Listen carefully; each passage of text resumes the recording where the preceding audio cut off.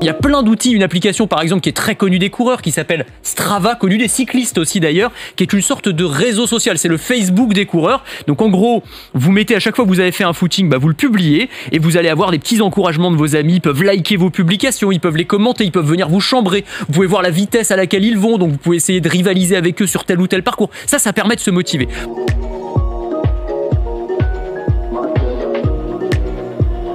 C'est-à-dire qu'en gros, vous allez discuter avec un entraîneur qui va vous donner des plans d'entraînement mais personnalisés. C'est-à-dire vous leur donnez, ça peut être un objectif très simple, courir un 10 km, ou alors ça peut être faire un marathon en moins de 3 heures. Et en fonction de ça, on va vous faire un petit plan d'entraînement. Là, moi, aujourd'hui, il faut que je fasse 55 minutes d'endurance, par exemple. Voilà, c'est noté.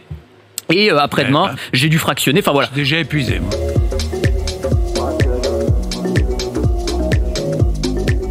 Alors ça c'est super aussi, c'est une application aussi française d'ailleurs qui s'appelle Running City. Et alors là le principe c'est que vous entrez la distance que vous voulez parcourir, 5, 10, 15 km. Vous mettez les écouteurs dans les oreilles et l'application en fait va vous guider à travers la ville. Elle va vous envoyer vers des lieux que vous ne connaissez pas, des ponts, des monuments, des lieux historiques. Et on va vous donner des indications comme un audio guide dans un musée par exemple. Donc on vous fait visiter la ville, votre ville ou une ville que vous ne connaissez pas si vous êtes en vacances par exemple. Et ça peut être intéressant.